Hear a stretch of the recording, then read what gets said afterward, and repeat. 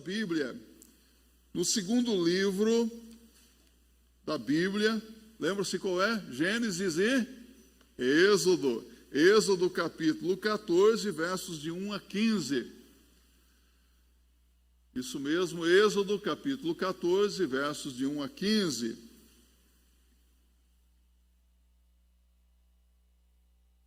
Quem encontrou o texto bíblico pode acompanhar a leitura em sua Bíblia. Então falou o Senhor a Moisés, dizendo: fala aos filhos de Israel que voltem e que se acampem diante de Pi-Hairote, entre Migdol e o mar, diante de Baal-Zefon. Em frente dele assentareis o campo junto ao mar. Então Faraó dirá dos filhos de Israel: estão embaraçados na terra, o deserto os encerrou, e eu endurecerei o coração de Faraó para que os persiga, e serei glorificado em Faraó e em todo o seu exército. E saberão os egípcios que eu sou o Senhor, e eles fizeram assim. Sendo, pois, anunciado ao rei do Egito que o povo fugia, mudou-se o coração de Faraó e dos seus servos contra o povo, e disseram: por que fizemos isso, havendo deixado ir a Israel para que não nos sirva? E aprontou o seu carro e tomou consigo o seu povo. E tomou 600 carros escolhidos, e todos os carros do Egito, e os capitães sobre eles todos, porque o Senhor endureceu o coração de Faraó, rei do Egito, para que perseguisse aos filhos de Israel. Porém os filhos de Israel saíram com alta mão, e os egípcios perseguiram-nos, todos os cavalos e carros de Faraó, e os seus cavaleiros e o seu exército, e alcançaram-nos acampados junto ao mar, perto de Pi-Hairote, diante de Baal-Zefon.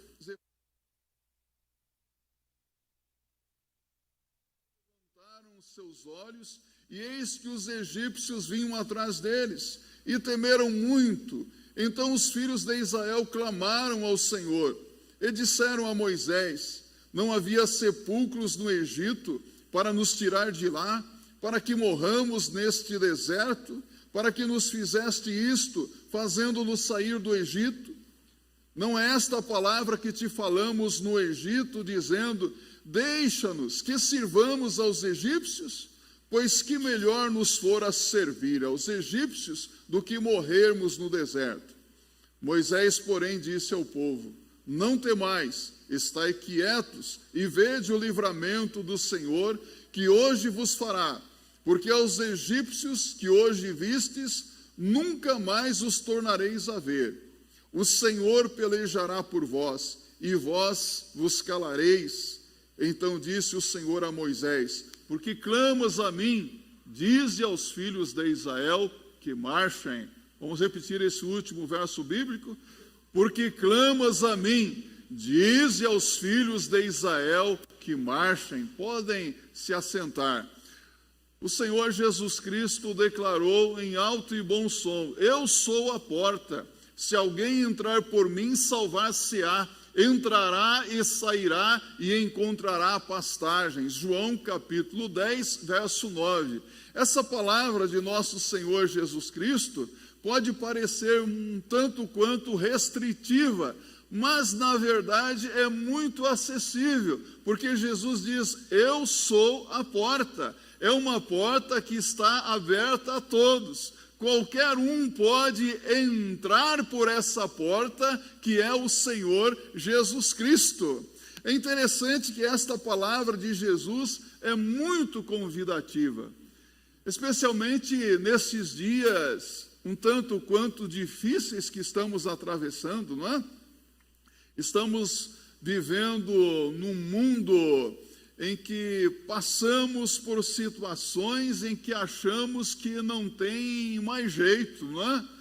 Nós nos alegramos em pouco tempo com a vacina da Pfizer, não é? Nossa, a vacina está dando certo. Hoje pela manhã recebi uma notícia que centenas de pessoas que foram vacinadas estão contaminadas infectadas pelo Covid-19. Eu digo uma coisa para você: se nós confiarmos nos homens, se nós confiarmos na ciência ou em determinadas situações, nós nos veremos em situações em que nós ficaremos encurralados, não é verdade? Nós nos veremos em uma situação sem saída, e muitas vezes nós nos perguntamos: Senhor, e agora o que é que vai ser?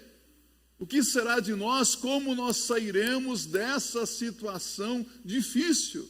Porque nós nos vemos cercados por todos os lados, e começa a bater um certo medo nas pessoas, não é assim? Outros entram em um verdadeiro desespero: o que é que vai ser daqui para frente? Quantos hoje estão em uma situação em que parece que não há mais saída? Estão em apertos por todos os lados. Eu não sei como é que está a sua vida, eu não sei se você está precisando de uma porta aberta agora na sua vida, mas porta aberta para quê, pastor? Talvez para sair de uma situação difícil financeiramente, em decisões, no lar, no casamento, né? Há situações em que nós precisamos do agir de Deus, sabe? Nós olhamos para o que Deus fez no passado, e isso pode nos ajudar a lidar também com situações dificílimas hoje. E hoje nós vamos tomar como exemplo esse texto bem conhecido, o povo de Israel. O povo de Israel por 400 anos esteve vivendo debaixo da opressão, da escravidão egípcias, aguardando por libertação. E Deus agiu de uma forma poderosa, maravilhosa, surpreendente. Levantou o seu servo Moisés como um instrumento nas suas mãos para libertar o seu povo daquela escravidão. Deus agiu de uma forma tremenda. Vocês conhecem muito bem a história. Deus enviou quantas pragas? 10 pragas. 10 pragas para derrotar os deuses egípcios, para envergonhar aqueles deuses e mostrar que não há Deus acima do nosso Deus, para mostrar que todos os deuses eram falsos, para mostrar que o Senhor é Deus acima dos deuses, isto é, que o Senhor é o único e verdadeiro Deus. Atentemos um pouco para a palavra de Deus. Vamos nos lembrar das pragas, como que Deus envergonhou os deuses egípcios. Deus transformou água em sangue, as águas se tornaram em sangue. A vida do Egito era o rio Nilo, eles dependiam exclusivamente do rio, e Deus então envergonha o deus Osíris. Sabe quem era Osíris? Protetor do rio Nilo. As águas se tornaram em sangue. O povo ia beber água, tomar banho, sangue. Já viu que situação? Que tristeza. A praga das rãs, alguém aqui tem medo de rã? Tem gente que não pode nem ver nem desenho, nem um objetozinho de uma rã, já está com medo, né? Mas rã era um símbolo de imundície, e é interessante, considerada imunda, ela tinha uma deusa, a deusa chamada Heca, e aconteceu que a imundície se espalhou por toda a terra do Egito. Você já imaginou se levantar de manhã e pisar numa rã? Estar na sua cozinha, aquelas rãzinhas ficarem pulando ali. Tem gente que já está fazendo até assim. Vocês precisam ver a reação aqui das pessoas. Mas rã por todos os lados. A praga dos piolhos. Alguém já teve piolho aqui? Quem não usou um velho Baygon no passado, né? Neucídio na cabecinha, mamãe tirando o piolinho lá, pega o piolho aqui e ali, né, na escola. Era muito comum alguns anos atrás, né? Mas acontecia que no Egito os piolhos eram algo muito sério, e um sacerdote egípcio, ele precisava ser minuciosamente examinado, porque ele não podia ter sequer um piolho. E o que acontece aqui? praga de piolhos, piolhos por todos os lados. E Deus envergonha o Deus Gebe ou Sete, que não pôde fazer nada. Casas, pessoas infectadas por piolhos. Praga das moscas. Aos egípcios, as moscas, elas inquietavam muito. Você já foi num lugar que tem muita mosca? Se você abrir a sua boca, é perigoso você engolir uma mosquinha, né? Então você tem que manter ali uma postura ali, porque mosca inquieta demais. E essas moscas inquietavam os egípcios. E o deus Ra, ou Belzebu, que protegia as pessoas dos insetos, não pôde fazer nada. Nada. A praga que atingiu os animais, uma peste, matou muitos animais mesmos. E Deus envergonha Apis, a deusa protetora dos animais, a cabeça de vaca, a deusa da fertilidade, não fez nada pelos egípcios. A praga das úlceras. Tifon era aquele que repelia as úlceras e também não pôde livrar os egípcios das úlceras. Outra vez, Deus fazendo valer o seu poder. Deus agindo poderosamente. Chuva de pedras. As lavouras foram devastadas. As plantações dos egípcios foram destruídas por pedras, por granizos que caíram por todos os lados. E mais uma vez aqui, a deusa Serapis, ou Nut, deusa do céu, não pôde fazer nada por eles. Praga dos gafanhotos. Recentemente nós vimos aqui na região da Argentina, né, próximo do Brasil, uma praga, uma nuvem de gafanhotos, e muitas pessoas disseram, olha, isso aí é o apocalipse, o mundo está acabando mesmo. Mas isso foi o que aconteceu no Egito. Nuvens de gafanhotos vieram e devastaram as árvores, ficaram só no talo, as plantações todas destruídas, e eles não puderam fazer nada. Siris, a sua deusa, que protegia as plantações, as lavouras, nada, como se não existisse, e nunca existiu. Praga das trevas. Já se viu no meio de uma escuridão tremenda alguma vez? Sem poder enxergar um palmo diante de seus olhos? As trevas, a escuridão era tão grande que os egípcios trombavam uns nos outros. Escuridão total. E o Deus protetor do sol, Urus, e Ra, o Deus da luz, não puderam fazer absolutamente nada. Deus envergonhou ou não envergonhou os deuses egípcios? Deus destruiu os deuses falsos, e assim Deus continua fazendo em nossos dias. Meus irmãos, e veio a 10ª e última praga, a praga mais terrível. Essa praga aqui foi, eu creio que todas foram difíceis, mas quando você perde alguém dentro da sua casa, isso é terrível, não é? A morte dos primogênitos. Deus ordenou aos hebreus que eles deveriam aspergir, passar sangue do cordeiro pascal nos umbrais, nas vergas das portas de suas casas, e quando o anjo da morte passasse, passaria por cima de suas casas, e os primogênitos não sofreriam a morte.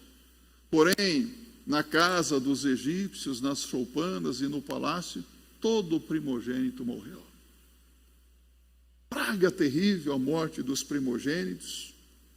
Mesmo depois destes sinais extraordinários, o povo de Israel, vendo tantas coisas que Deus fez e se vendo em uma situação difícil, começava a duvidar do que Deus poderia fazer por eles.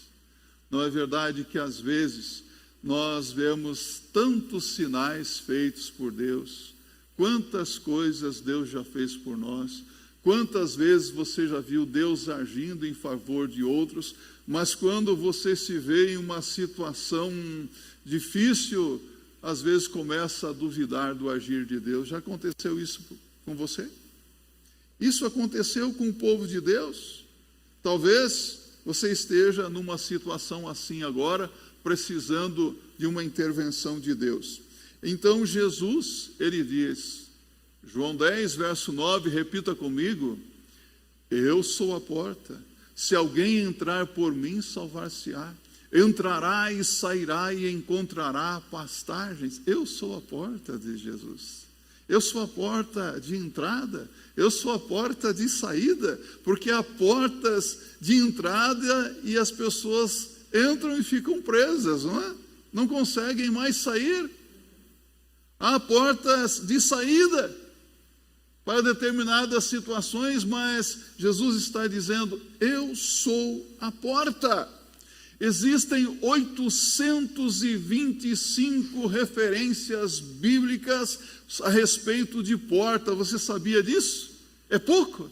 825. Quando Deus fala a Caim, ele fala sobre a porta do coração, advertendo Caim a respeito do que se passa no seu coração. A porta da arca, em Gênesis capítulo 19, verso 6. Temos também o ensino de que Ló, ele tentou fechar a porta da sua casa para os moradores de Sodoma que vieram até ele, mas ele foi fechar a porta da sua casa de forma muito tardia, e os anjos do Senhor tiveram que cegar os homens de Sodoma, porque aqueles homens vieram para ridicularizar a casa de Jó. E seria um escândalo muito grande, porque aquele que deveria ter a sua porta fechada para o mal, para a maldade, não estava agora glorificando ao Senhor. Quantas e quantas pessoas na mesma situação? Os anjos tiveram que cegar aqueles homens. Quantas vezes Deus já teve que cegar você para que você não fizesse mais alguma besteira na sua vida? Será que Deus já cegou você em algum momento? Há pessoas que às vezes ficam cegas, mas cegas de raiva, de ódio, não é? Mas há uma cegueira que é benéfica, quando Deus cega alguém para que ela não faça alguma besteira. Deus agiu com misericórdia aqui, meus irmãos. Deus agiu poderosamente. Sabe, a palavra de Deus nos diz aqui, Jesus diz, repita mais uma vez comigo: eu sou a porta. Se alguém entrar por mim, salvar-se-á. Entrará e sairá e encontrará pastagens, diz o Senhor Jesus. Mas no verso seguinte, no verso 10, Jesus diz assim: o ladrão não vem senão para matar, roubar e destruir. Eu vim para que tenham vida e vida com abundância. Palavra de nosso Senhor Jesus. Mas eu quero que você volte um pouco para o livro de Gênesis agora. Revendo Gênesis capítulo 5, nós vemos que Noé, então, seguindo a orientação de Deus na sua palavra, construiu um grande barco, a arca, não é? E ele seguiu as especificações dadas por Deus, e Noé tapou todas as brechas que havia naquela arca com betume, diz a Bíblia. Não havia nenhuma brecha. E quantas portas havia na arca? Uma porta. Uma porta. E um casal de cada animal, espécie de animais, répteis e aves, entraram na arca, juntamente com Noé. Quantos casais também? 4 casais. 8 vidas foram salvas. 8 vidas.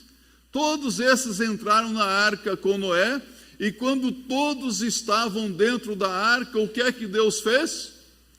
Fechou a porta da arca pelo lado de fora. Ninguém mais podia entrar ou sair, porque Deus fechara a porta. Então, meus irmãos, nós vemos por toda a Bíblia portas. Não é verdade que nós vemos também pessoas entrando por portas erradas muitas vezes? Não temos visto pessoas fechando as portas por onde passam também? Quantas pessoas que fecham as portas por onde passam não podem mais voltar? Outras pessoas estão aí abrindo portas na sua vida também. Às vezes é a porta da maldição ou porta da bênção. Quais são as portas que você está abrindo? Quais são as portas por onde você tem entrado? Portas de bênção ou portas de maldição? Lembra-se de Abraão? A Bíblia nos diz que Abraão abriu a porta da sua casa para Deus. As suas tendas, né? Abriu a porta da sua casa para Deus. E Deus convidou Abraão para fazer uma viagem, para viajar pelo mundo, o mundo até então desconhecido da época. Só que Abraão estaria em boa companhia. Estaria na presença de quem? De Deus, ao lado de Deus. Já viajou com Deus? Já caminhou com Deus? Abraão era amigo de Deus, e então Deus disse a Abraão: abençoarei os que te abençoarem, e amaldiçoarei os que te amaldiçoarem, e em ti serão benditas todas as famílias da terra. Olha que coisa linda! Quando você abre a porta da sua casa para Deus, coisas lindas e maravilhosas acontecem. Deus abençoa você, Deus abençoa a sua família, mas é preciso estar atento para a orientação da palavra de Deus. Lembram-se de José? José passou por muitas portas na sua vida, mas quando você pensa um pouco sobre a casa de José, a casa de José tinha uma porta onde ele entrava e era uma porta de tristeza, de agonia, de angústias, de dores. Há casas assim, não é? Onde você entra por aquela porta e você se depara com tristeza, com agonia, angústia, dores. Quantas pessoas que estão sofrendo dentro da sua casa. Você sabe que se entrar dentro de casa, a situação vai ser muito difícil. Que triste isso. Quando eu lembro de José, imagino lá o quarto de José. Quem é adolescente, quem é jovem aqui gosta de ficar no seu quartinho, não é assim? Meu lugar reservado, não é? É o meu lugar de intimidade. Aqui é o meu crescimento, não é? Mas José não tinha privacidade. Tenho para mim que o quarto de José não tinha porta, só o portal. E além do mais, José, que passou por muitas portas na sua vida, porta da prisão, não é? Porta de palácios também, não é? Ele também conhecia poços sem tampas, fundos. Quantas situações difíceis. Que vida difícil a de José. Mas esse José, a despeito das portas por onde ele passou, dos portais e dos poços, ele permaneceu fiel ao Senhor, porque ele sabia que Deus estava agindo, que Deus tinha um plano em tudo aquilo. Às vezes nós passamos por portais e caímos até dentro de um poço, né? E falamos: meu Deus, esse poço está muito fundo, como é que eu vou sair daqui? Como é que eu saio disso, Senhor? Mas quando nós temos exemplo de pessoas que realmente se colocaram nas mãos de Deus e que viram o agir de Deus, nós temos a motivação para prosseguir. Temos exemplo de vários outros, então, que passaram suas vidas fechando portas ou entrando por portas erradas e se deram mal. Conhece alguém assim? Nós poderíamos até mencionar nomes se nós quiséssemos aqui. Talvez você se lembre de um amigo, de uma amiga, de um parente que fechou portas na sua vida, né? Ou acabou entrando por uma porta errada e hoje está numa situação triste, de miséria, porque entrou por onde não deveria ter entrado. Então, esta manhã, o Senhor está fazendo um convite para você. E eu quero convidar você a abrir a sua Bíblia mais uma vez comigo. Abra aí a sua Bíblia, vamos para o livro do Apocalipse, no capítulo 3, e depois no capítulo 4, você vê como que o Senhor Jesus Cristo nos fala aqui sobre portas. Diz o Senhor Jesus, Apocalipse 3, versos 7 e 8, e também no verso 20. Estas são as palavras daquele que é santo e verdadeiro, que tem a chave de Davi. O que ele abre, ninguém pode fechar. E o que ele fecha, ninguém pode abrir. Conheço as suas obras. Eis que coloquei diante de você uma porta que ninguém pode fechar. Amém? As palavras de Jesus são verdadeiras e fiéis? As palavras que Jesus disse às pessoas há mais de 2000 anos atrás se aplicam à minha vida, à sua vida hoje? Sim? Então o que é que Jesus diz em Apocalipse 3:20? Eis que estou à porta e bato. Se alguém ouvir a minha voz, entrarei na casa, cearei com ele e ele comigo. Olha que bênção. A bênção da comunhão com o Senhor. Mas a porta precisa estar aberta para o Senhor Jesus Cristo. Está a porta da sua casa aberta para Jesus Cristo? Está a porta do seu coração aberta para Jesus? Alguém certa vez disse que o nosso coração só tem uma porta com um trinco do lado de dentro.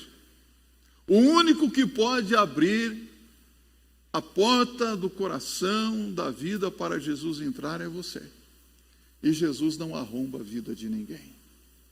Jesus não empurra a porta com os pés. Jesus Cristo bate e espera ser convidado para entrar. Mas o outro, ele vem e arromba a vida das pessoas. Quando a pessoa fecha a sua vida para Jesus, o outro, que Jesus diz, o ladrão, que não vem senão para matar, roubar e destruir, ele vem, entra e traz miséria e destruição. Não é isso que temos visto acontecer com muitas pessoas hoje? Porque não abrem o coração para Cristo, para a sua palavra, acabam se vendo em uma situação muito mais difícil. Mas se você abrir a sua Bíblia agora em Apocalipse 4, verso 1, assim diz a palavra de Deus: depois dessas coisas olhei, e diante de mim estava uma porta aberta no céu. A voz que eu tinha ouvido no princípio, falando comigo como trombeta, disse: suba para cá, e lhe mostrarei o que deve acontecer depois dessas coisas. Apocalipse capítulo 4 nos exorta e também nos consola. É como se o Senhor estivesse dizendo para João e dizendo para todos nós aqui: quando tudo estiver perdido neste mundo, quando a situação estiver muito difícil, haverá uma porta aberta para você no céu. Amém? Há uma porta aberta. Há a porta do Senhor, porque o Senhor cuida de nós, o Senhor nos ama, o Senhor está atento a tudo o que acontece na nossa vida. Então, por mais que tudo pareça perdido, o Senhor vai mover as coisas para o seu benefício, para que você possa conhecer o seu amor, a sua graça, o seu perdão. Quantas vezes Deus já abriu portas para você? Quantas vezes você já esteve em uma situação tão difícil e você chegou a dizer: ah, se não for o Senhor, se Deus não tivesse feito isso, o que teria acontecido comigo? Deus age, sabe? As coisas humanamente parecem ser impossíveis para nós. Quantas vezes você já se viu uma situação em que você chegou assim: olha Deus, eu não sei mais o que eu vou fazer. Até aqui eu pude lidar com essa situação, mas eu não sei mais o que fazer. Já falou isso para Deus alguma vez? Há momentos em que eu não tenho mais argumentos. Há momentos em que eu não sei mais que decisão tomar. Há momentos que eu não sei mais como agir. Há momentos em que eu falo assim: Senhor, fiz tudo o que eu podia fazer e agora não sei mais o que fazer.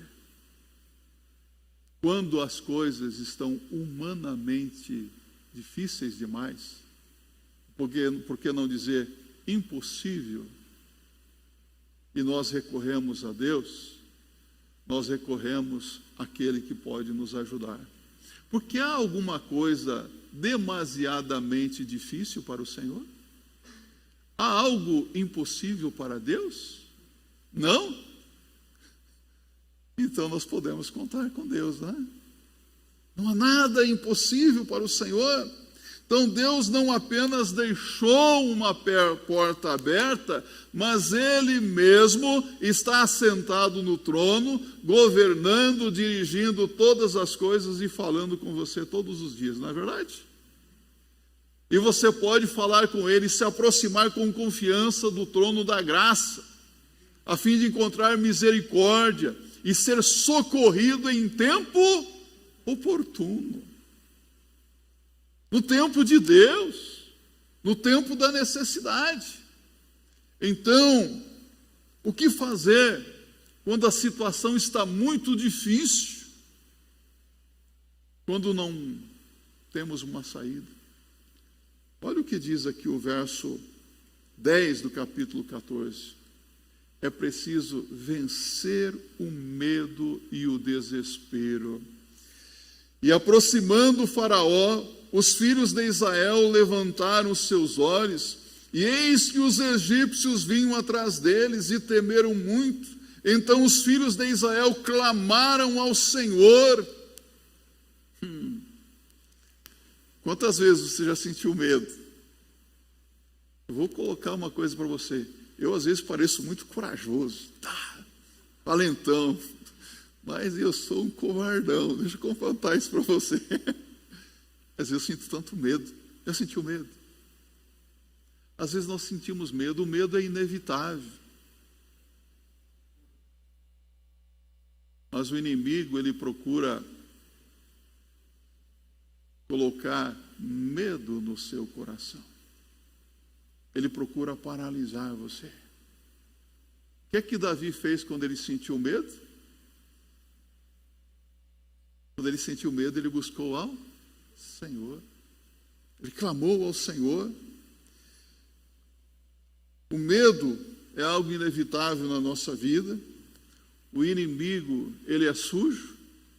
Ele utiliza armas de todos os tipos para gerar medo e desespero em nosso coração. Ele utiliza armas psicológicas. Eu não pude deixar de ouvir uma oração que foi feita aqui nesta manhã. Senhor, nos dá saúde espiritual e mental. Porque às vezes parece que a mente começa a entrar em parafuso, né? Emocional também. O inimigo usa armas psicológicas. Ele vem com o seu arsenal, com o seu armamento bélico, armas de todos os tipos para nos assustar mesmo, para nos levar ao desespero, nos intimidando. Mas Deus não abandona o seu povo. Deus não abandona ninguém que o busca, que crê nele. Deus abandonou você? Deus nunca vai te abandonar. Nós que muitas vezes nos afastamos do Senhor por causa dos nossos pecados, das nossas maldades, por causa das nossas incredulidades, mas o Senhor permanece fiel. O que fazer quando não há saída? Segunda coisa, observe o verso 8 a 11. Ter confiança e certeza no momento da dúvida. Já duvidou alguma vez? Confessa, já duvidou? Já. Quantas vezes a dúvida vem? O povo de Israel conhecia o seu Deus, aquele povo viu milagres da parte de Deus, Deus enviou 10 pragas, eles viram tudo o que aconteceu com os egípcios, e quando eles saíram do Egito, a Bíblia diz que eles saíram com mão alta. O povo de Israel saiu muito poderoso do Egito, com ouro, com prata, com animais, saíram de cabeça erguida. Alguns estudiosos falam de cerca de 1.600.000 homens, e outros comentaristas bíblicos dizem assim, não sei se eles exageram, mas eles dizem assim, se contar as mulheres e as crianças, cerca de 3 milhões de pessoas saíram do Egito naquele dia. É pouca gente? 3 milhões, mais de 3 milhões de pessoas, muita gente, meus irmãos. Eles esperaram pelo livramento de Deus, e quando veio o livramento, eles se alegraram, eles conheceram a Deus, mas quando eles estavam ali acampados à margem do Mar Vermelho, porque Deus havia dito a Moisés que eram para ficar ali, quando eles viram o exército de Faraó se aproximando, eles se viram encurralados. E Faraó disse: eles estão embaraçados, o deserto os deixou confundidos, agora é hora. Por que nós deixamos esse povo ir embora? Vamos lá e vamos acabar com eles. 600 carros. Sabe o que a Bíblia fala aqui? Todo o exército do Egito atrás do povo de Israel. Você pode imaginar isso?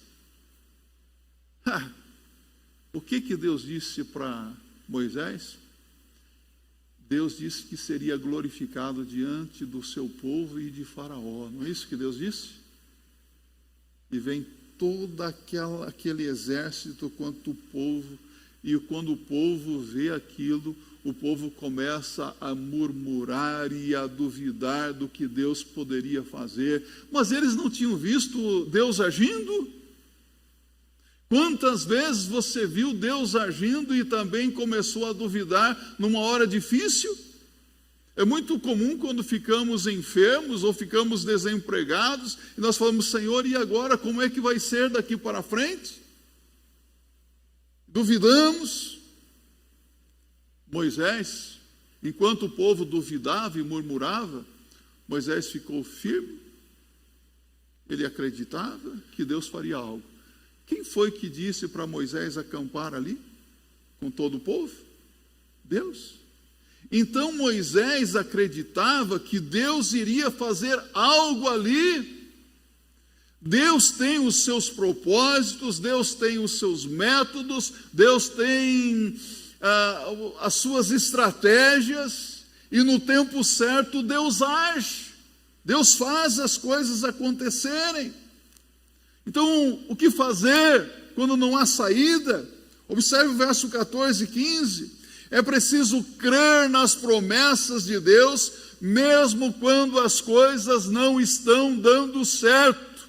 Repita comigo: é preciso crer nas promessas de Deus, mesmo quando as coisas não estão dando certo.